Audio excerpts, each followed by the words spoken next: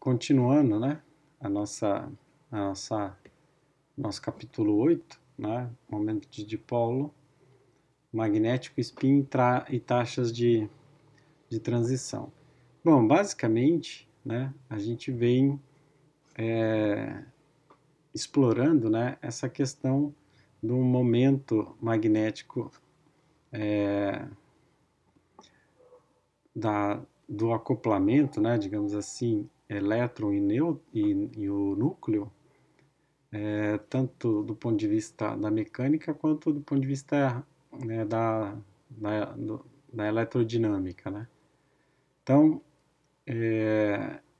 esse, no fundo, né, quando a gente separou as equações e obteve, né, aqueles números quânticos, N, L e ms, a gente, né, foi à procura de uma interpretação para aqueles números quânticos, né? Então, o N de cara a gente percebeu que estava relacionado aos níveis de energia, o outro estava relacionado ao momento angular, né? E assim por diante. Aí, a partir do experimento de Stern e Gerlach, né, a gente mostrou, né, o experimento demonstrou a presença, né, de um comportamento novo, né? Então, em vez de eu obter, né, uma distribuição contínua, né, como seria esperado, a gente encontra uma distribuição não contínua, né, do elétron, né, passando pela região de um campo magnético não uniforme, né? Então, no fundo, o experimento foi esse, né? Primeiro foi feito com, com partículas de prata, depois com o próprio hidrogênio, né, para garantir que o átomo, né, tinha somente um elétron, e aí notou-se sempre os mesmos resultados, né? Ou seja, o, o, o elétron tinha mais alguma característica intrínseca ali que a gente não tinha levado em consideração.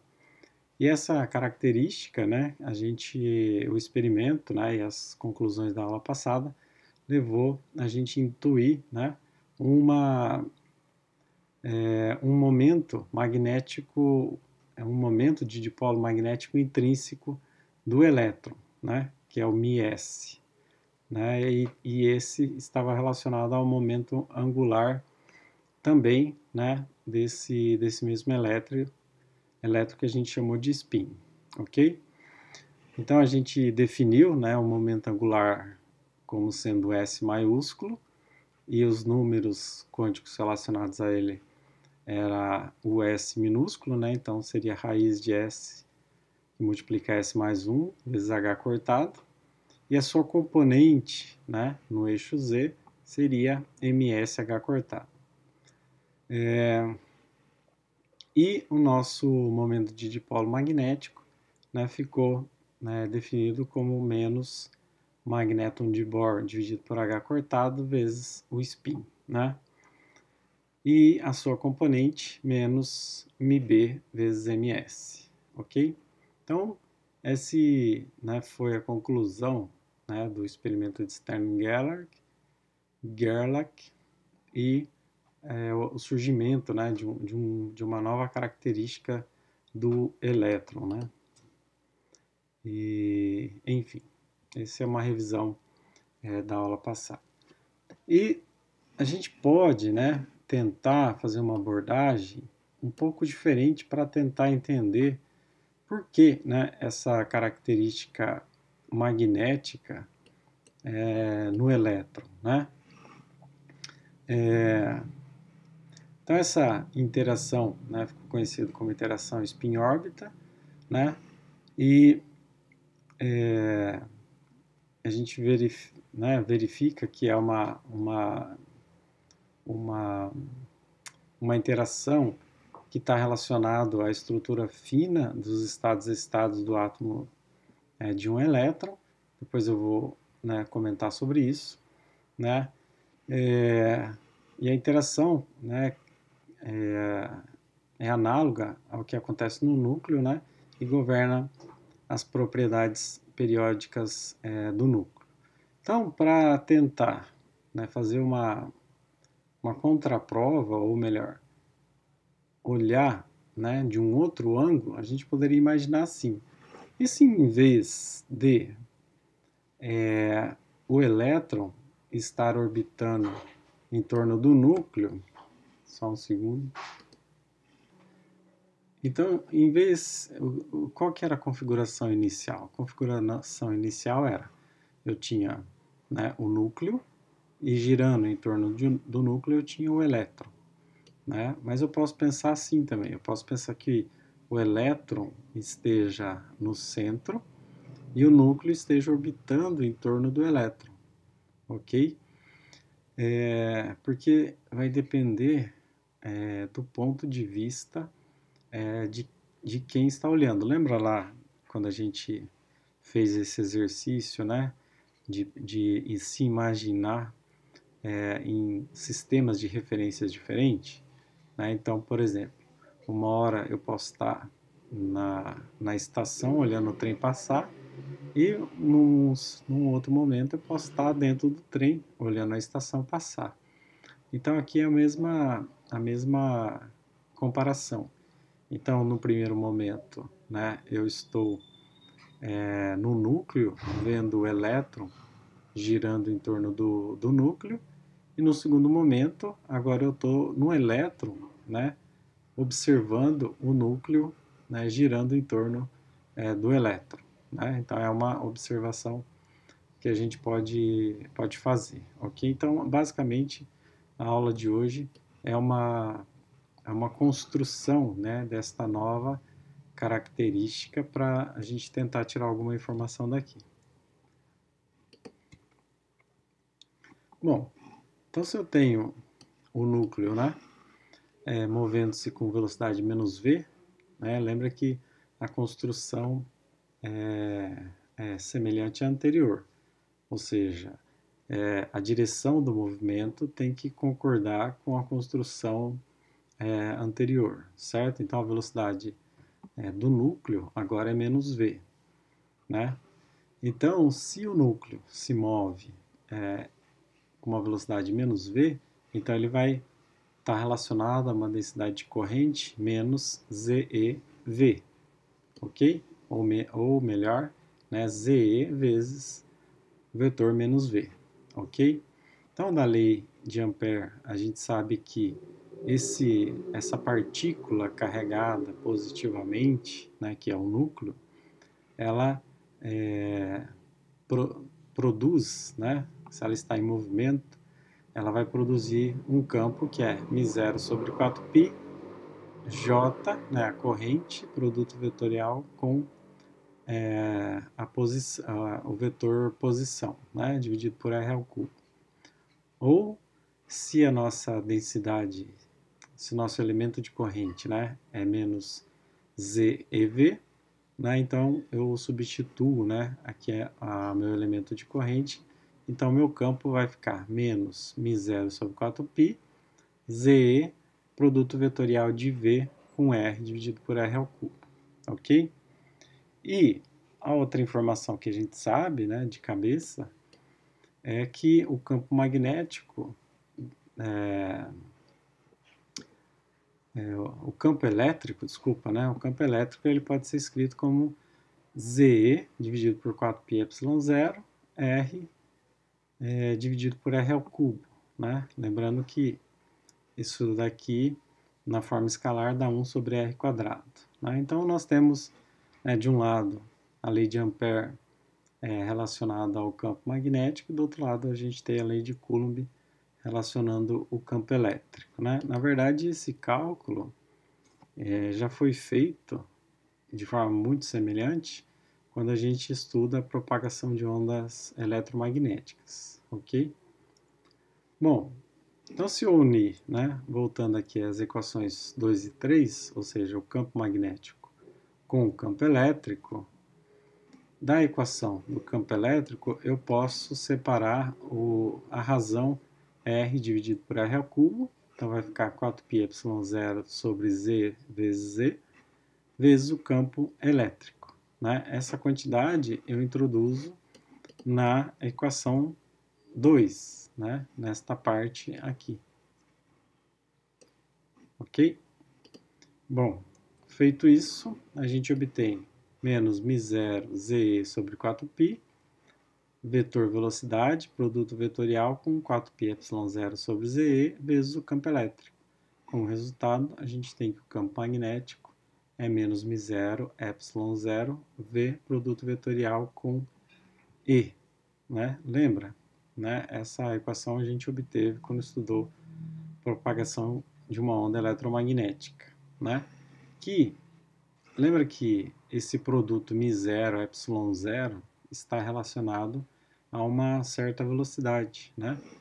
Que é a velocidade da luz. Então, uma das contribuições, digamos assim, expoentes, né, do Maxwell, né, foi dizer, né, que a onda eletromagnética se propaga a uma certa velocidade. Essa velocidade é a velocidade da luz. Então, C é 1 sobre raiz de μ0 sobre ε0.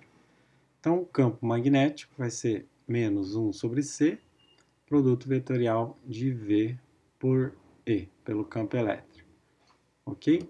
Então, aqui não tem muitas novidades, né? É semelhante à construção que a gente fez lá no eletromagnetismo, quando a gente estudou as equações de Maxwell e propagação de onda eletromagnética. A construção é muito parecida, né? Só a geometria que difere um pouco, né?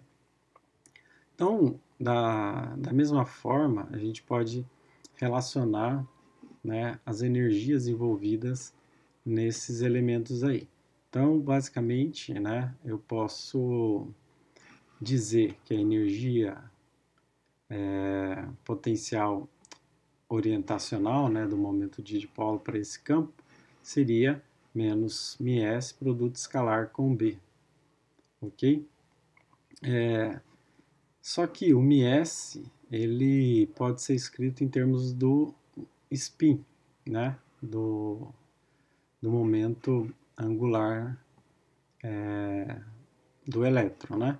Então eu tenho aqui μs, que é igual a menos μb vezes s dividido por h cortado. Quando eu introduzo essa relação que a gente já citou na aula passada, né, eu obtenho que a energia potencial orientacional vai ser μb sobre h cortado, produto escalar de S por B. Ok?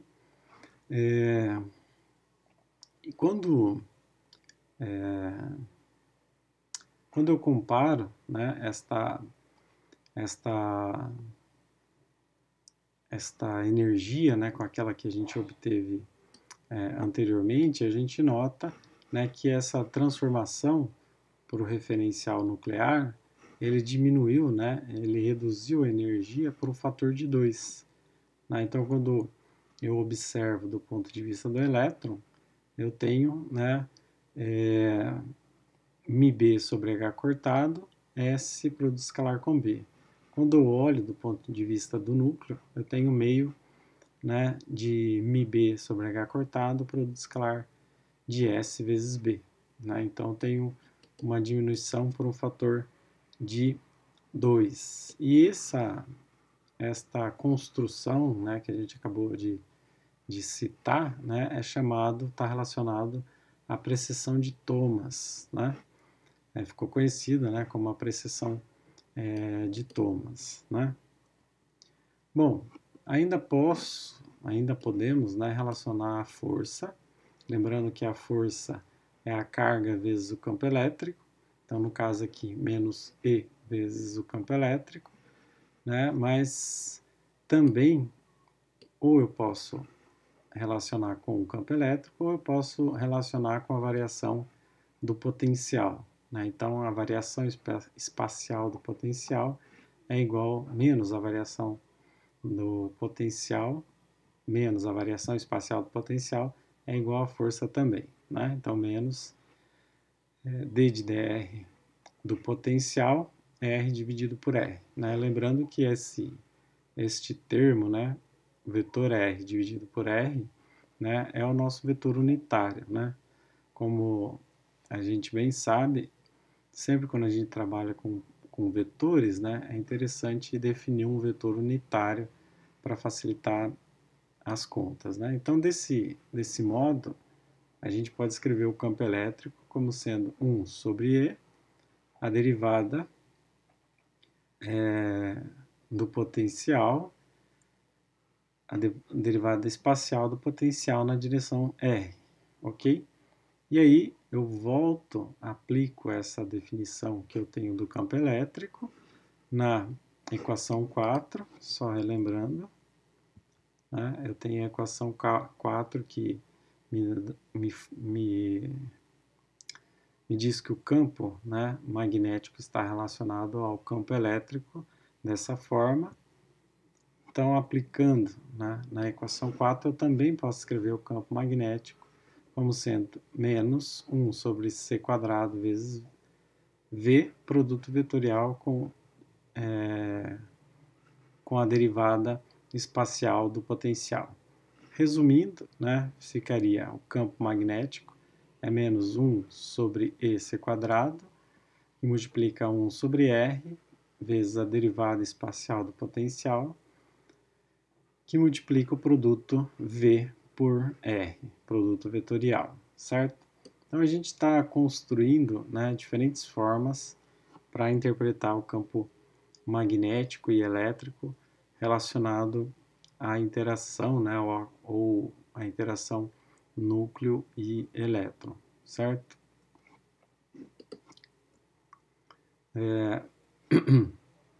Bom, não podemos esquecer, né, que existe uma relação desses elementos com o momento angular, né? Então, se a gente lembrar que o momento angular orbital é o produto de R, produto vetorial de R por mv, né? Então, eu posso ainda escrever menos mv produto vetorial com R, né? Esse produto vetorial aqui, né, foi o que a gente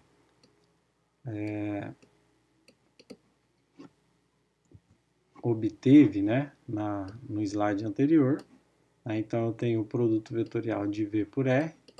Então, se eu lembrar, né, que todos esses estão relacionados ao momento angular, então eu posso substituir a quantidade V por R, né, no meu campo magnético. Então, o campo magnético ficaria, né, 1 menos 1 sobre EC quadrado, 1 sobre R, derivada espacial do potencial, que multiplica L sobre M. Né? De uma forma mais resumida, eu tenho 1 sobre EMC quadrado, 1 sobre R, D de dr de V, vezes o momento angular. Então, obtive uma outra relação, né, que nos leva, né, a construir o campo magnético ou em relação ao potencial, ou em relação à velocidade, ou em relação ao momento angular. Lembrando que a gente está à procura, né, de uma explicação melhor para esta nova característica do elétron, que é o spin. Né? Lembrando, né, que esse meu campo magnético é o campo magnético do núcleo sobre o elétron, ok? Né, que se movimenta em torno da origem com o momento angular L, certo? Então, dessa forma, a gente pode voltar na equação da energia e escrever que a energia é 1/2 de μB sobre H cortado, S é produto escalar com B, mas o meu B é 1 sobre E mc quadrado, 1 sobre R, D de dr de V, vezes o L. De uma forma mais simples, ainda posso escrever como μB dividido por 2Q, 2E mc quadrado H cortado, 1 sobre R, a derivada espacial do potencial vezes o produto S por L, ok? Se eu recordar, né, que a gente introduziu a quantidade EH cortado sobre 2M por um μB, que seria o magnéton de Bohr, né? Só que agora a gente volta, né, recorda que o magnéton de Bohr é escrito como EH cortado sobre 2M, né, e esse nosso GS é um fator 2 da diferença, né, entre o campo, né, a energia descrita do ponto de vista do elétron e do ponto de vista do núcleo, né? Substituindo, então, eu tenho que esta variação de energia, né, vai ser 1 sobre 2m quadrado c quadrado, 1 sobre r, a derivada espacial do potencial, vezes o produto S por L. Né? No fundo, a gente está interessado, né, nesta quantidade aqui do produto escalar S por L. Né? Então, eu tenho, a gente acabou, né, de demonstrar, ou melhor, Thomas, né, demonstrou em 1926, né, esta energia, né, essa variação de energia relacionada à interação spin-órbita. Né? E esta equação 7, né, é exatamente esta interação spin-órbita. Né? Então, eu tenho um vetor que tem uma característica angular, só que do próprio elétron, né? E tem um outro vetor, característica angular, que está relacionado ao movimento, né, do elétron. E toda essa quantidade está relacionada a uma variação de energia, ok? Bom, vai ficar mais claro, né? Então, esse rapaz aqui, esse jovem, né, ele deduziu, né, pela primeira vez esta diferença de energia em 1926, né, usando as características do modelo de Bohr com a mecânica quântica e relativística. Veja, né, se vocês me permitirem, nós temos aqui, deixa eu voltar, nós temos aqui, né, eletrodinâmica de Maxwell, lei de Ampère, lei de Coulomb, né? Quando eu relaciono o campo elétrico com o campo magnético, aparece uma quantidade relativística, né, que é a velocidade relacionada a essa interação. Além de tudo, esses números, né, esses números quânticos, né, que vão aparecer,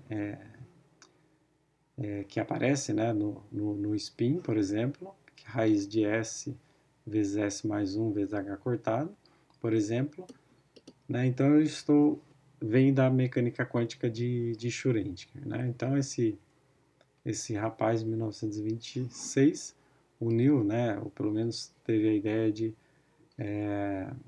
construir, fazer essa construção dessa forma, e ele encontra, então, essa diferença de energia, né, essa variação de energia em 1926. Então, ele encontra a variação, fazendo um resumo, né, ele constrói do jeito que a gente acabou de mostrar e descobre uma pequena variação de energia para um mesmo nível, vamos pensar assim, só considerando a diferença de interação, né? Uma hora do ponto de vista do elétron, uma hora do ponto de vista do núcleo. Né? Então, uma coisa que chama a atenção é o que esse inglês aqui, né, o Thomas, ele nasceu em 1903 e em 1926, né, ele faz essa construção. Bom, então ele tinha só 23 anos, né? Se eu não me engano, ele defende o mestrado com 22 anos, o doutorado com 27, alguma coisa assim, e depois entra, né, para trabalhar como professor com 28, alguma coisa assim, né? Então teve uma, uma certa precocidade, ok? Bom, fazendo um exemplo, né, para deixar isso claro, que é o exemplo 8.3 da lista de exercício, né? Então, determine o valor da energia potencial orientacional para o estado N igual a 2 e L igual a 1 do átomo de hidrogênio e verifique se é da mesma ordem de grandeza da estrutura fina observado nos níveis de energias correspondentes. Né? Então, no primeiro estado de energia, eu não tenho degenerescência, né? Então, n igual a 1, L igual a 0, então meu momento angular é 0, certo? Já para o estado n igual a 2, né, L igual a 1, então, e considerando um raio de aproximadamente 3 vezes, né, o raio de Bohr, né, que é meio angstrom aproximadamente, então esse produto, né, escalar S por L está aproximadamente H cortado ao quadrado. Né? Se eu voltar, obviamente é só um resumo do exemplo, né? O que importa aqui é o resultado. Então, o módulo da variação da energia é da ordem de 10 a menos 23 joules. Isso equivale a 10 a menos 4 eletronvolts, né? Então, se eu comparar, né, com a energia do segundo estado, né, n igual a 2, o segundo estado tem uma energia de 3,4 eletronvolts, né? Então, esta quantidade aqui, 10 a menos 4, né, é aproximadamente 0,0001 vezes a energia do estado que foi calculado, ok? Bom, o que esse exemplo quer dizer? Significa que para o mesmo número quântico, para o mesmo número principal n igual a 2, eu tenho o que a gente, né, definiu lá atrás como degenerescência. Outros níveis estão relacionados a níveis quânticos principais maiores do que 1, 2, 3 e assim por diante. Então, no nível 2, eu tenho outros subníveis, no nível 3, mais outros subníveis e assim por diante. Aí eu acho que fica melhor, né, nesse desenho aqui que eu, né, emprestei, né, desse site aqui, que está relacionado a um canal do YouTube de um professor que, por sinal, é muito bom, né, vale a pena consultar. Então, aqui no primeiro nível de energia, ou seja, N igual a 1, eu tenho menos 3,6 eletronvolts. Né? Então, aqui, né, eu não tenho, né, nenhuma degenerescência. Já no nível N igual a 2, que está relacionado a uma energia de menos 3,4 eletronvolts, lembrando que os níveis, né, este valor aqui dividido por n ao quadrado, eu obtenho o valor dos próximos níveis. Né? Então, o que importa para a gente aqui é olhar para esse segundo nível.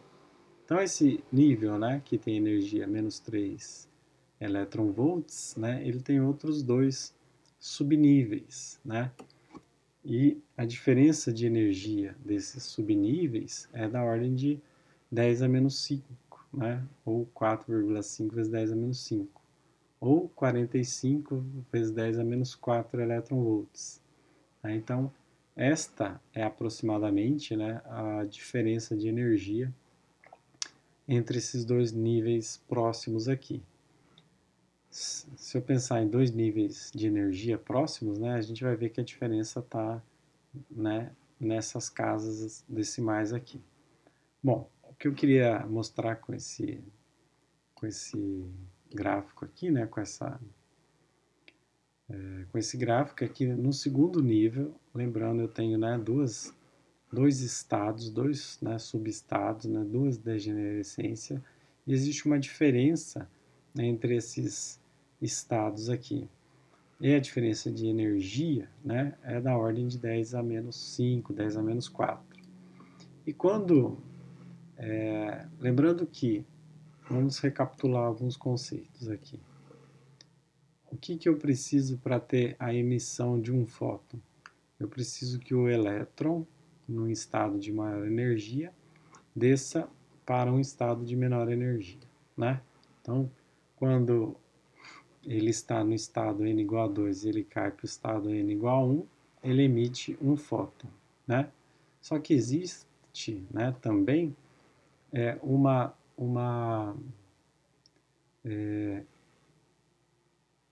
quando ele, voltando um pouco, quando ele emite esse fóton tem um comprimento de onda característico. Só que quando isso produz um espectro de emissão, né? Então eu tenho um espectro para um determinado comprimento de onda para esse decaimento aqui, daqui para cá, para o nível 3 caindo para o nível 1, no nível 3 caindo para o nível 2 e assim por diante, certo? Só que quando se faz um zoom, né, no espectro, a gente observa que existem linhas muito próximas, né, no mesmo nível de energia. E essas linhas muito próximas estão relacionadas com essas degenerescências, né?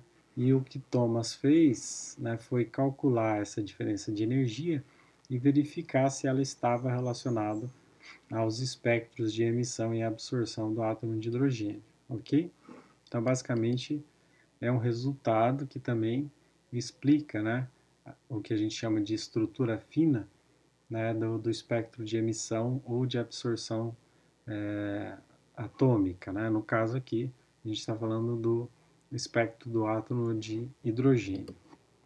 É isso por enquanto, né? Então, só que com este novo momento angular, né? Com essa introdução desse novo momento angular relacionado ao movimento do próprio elétron em torno de si, faz com que o momento angular total ele seja diferente daquele precedente que a gente imaginou.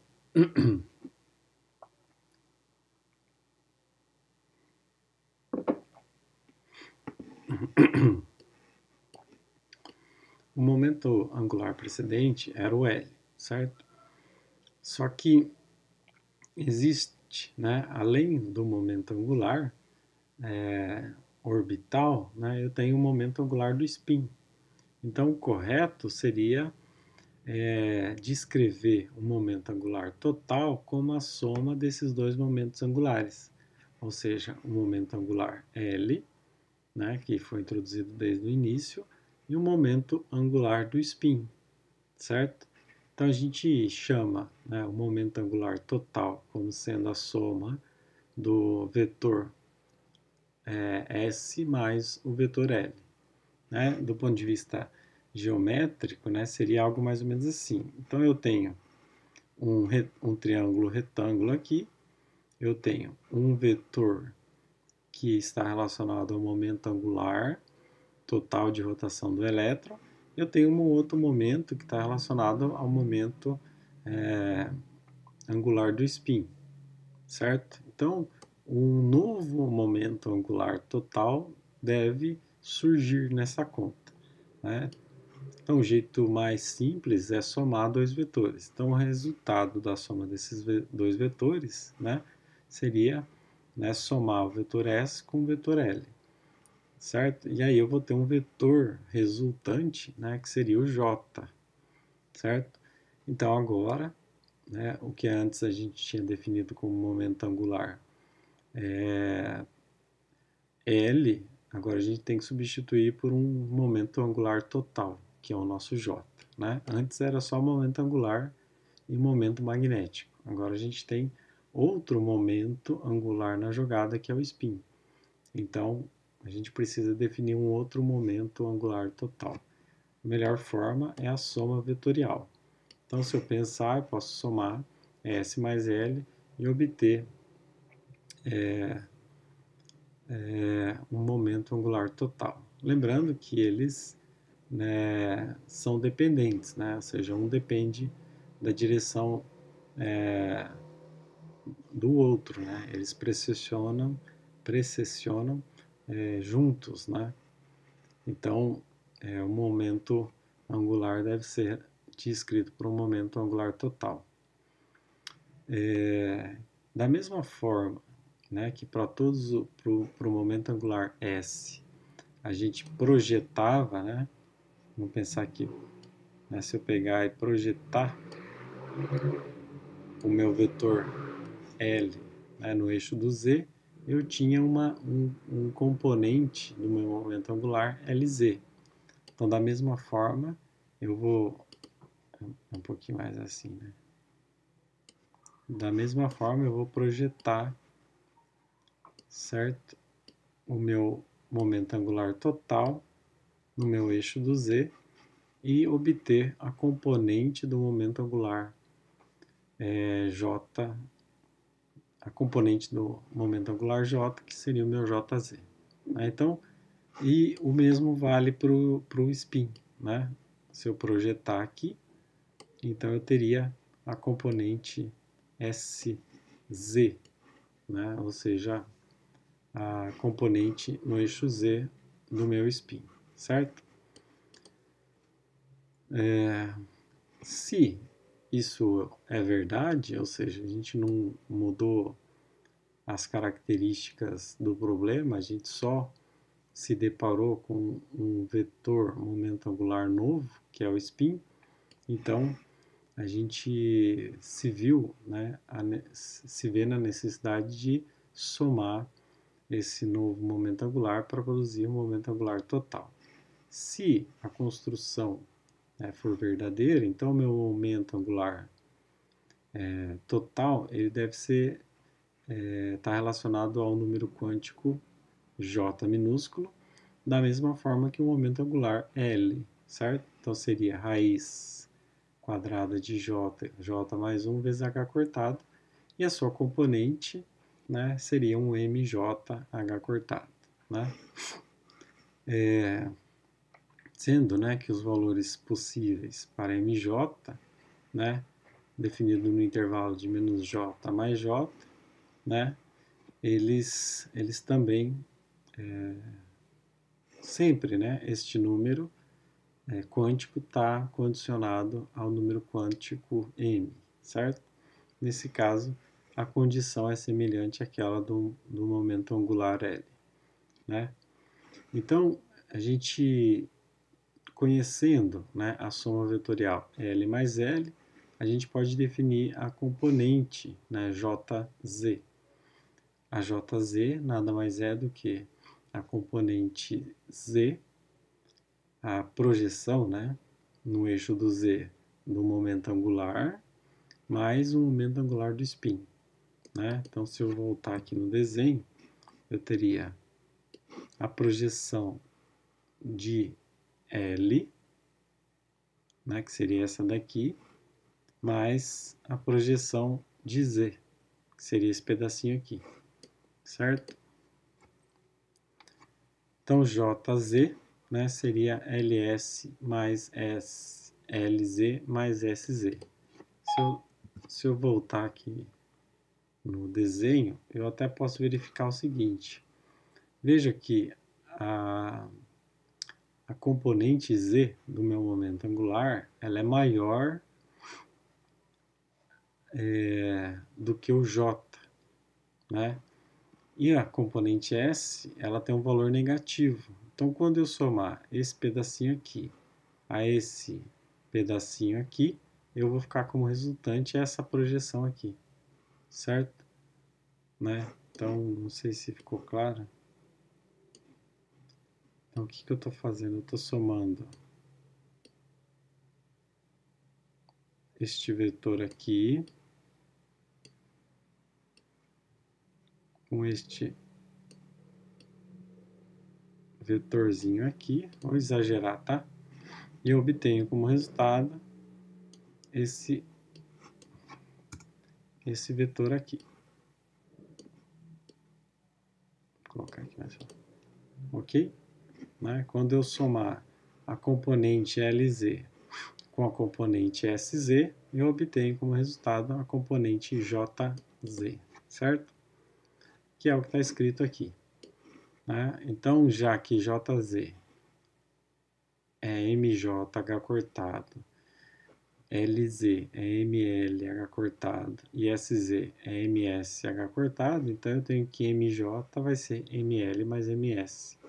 É uma relação simples para determinar os números quânticos, né? Então, dessa forma, a gente nota, né, que o maior valor de MJ, né, vai ser L mais meio, né? Visto que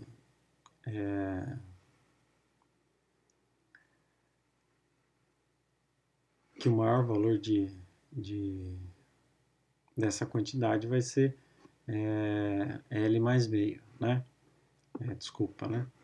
Então aqui seria o meu momento, o meu número quântico do spin. Lembra que ele é mais ou menos o valor de S minúsculo, e S minúsculo é meio, né? Então essa quantidade ms sempre vai valer ou meio ou mais meio, né? Então a maior quantidade do meu vetor mj vai ser L mais meio, e a sua, entre aspas, menor quantidade, né, seria L menos meio, certo?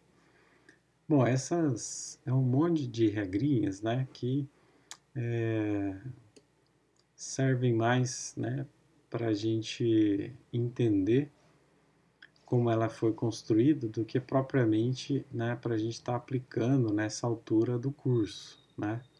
Mas é interessante vocês notarem, né, quantos números quânticos a gente consegue obter a partir das construções que a gente vem fazendo desde o capítulo 7, né, desde o átomo de hidrogênio. Por quê? Quando a gente for estudar lá na frente, né, a tabela periódica e espectro de emissão, absorção e outras características atômicas, a gente vai ver que essas características estão relacionadas a esses números quânticos, né? Então, inicialmente a gente tinha 3 números quânticos, né? O L, o ML e o N. Aí depois aparecem 2 novos números quânticos, né? O MJ e o J, ok? Que está relacionado ao, ao momento de spin, além do S e do MS, ok? Cada um desses números vão se desdobrar ou vão justificar alguma característica atômica. No caso do spin, a gente, Thomas, né, no caso aqui do físico em questão, ele relacionou a variação de energia dentro do próprio nível, né? Ou seja, dentro dos subníveis de um único nível quântico principal, né? Então os valores de J devem pertencer a essa série decrescente, L mais meio, L menos meio, L menos 3 meio, L menos 5 meio e assim por diante, né? Então, seguindo esse raciocínio, né, se L igual a zero, então vai ter um único valor possível para J, que vai ser meio, ok? Lembrando que J agora está relacionado ao momento angular total, ou seja, a soma do momento angular de rotação do elétron mais o momento de rotação do próprio elétron, ok? Bom, havendo tantos números quânticos, né, existe uma certa regra, né, para definir esses números ou para utilizar esses vários números quânticos, né? E esta seção, digamos assim, que trata disso é chamado, né, de regras de quantização.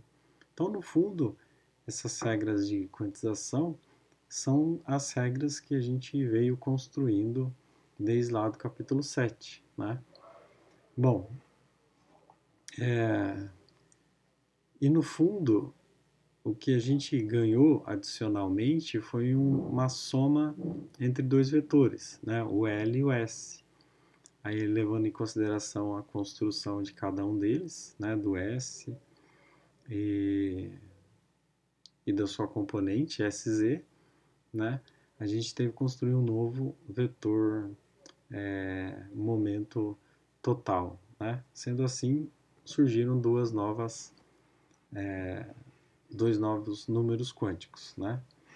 Então, como por exemplo, né? Se o meu J é 5 meios, significa que a soma L mais S foi 2 mais meio. Lembrando que S só pode ser meio, né? Então eu obtenho meus 5 meios. Se J, né, é 5 meios, então o meu MJ vai ser menos 5 meios, menos 3 meios, menos meio, mais 3 meios, mais 5 meios. Ok? Se o J, no caso, for 3 meios, ou seja, a soma do L mais o S tem que dar 3 meios. De que forma?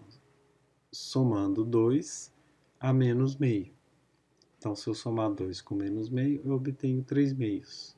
Então, meu MJ teria valores menos 3 meios, menos meio e mais 3 meios.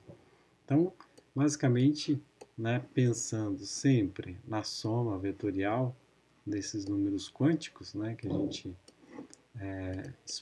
mostrou, né, neste slide aqui, né, tanto para L quanto para MS vale o mesmo raciocínio. Então a gente cai nessas regrinhas, né, de quantização, ok?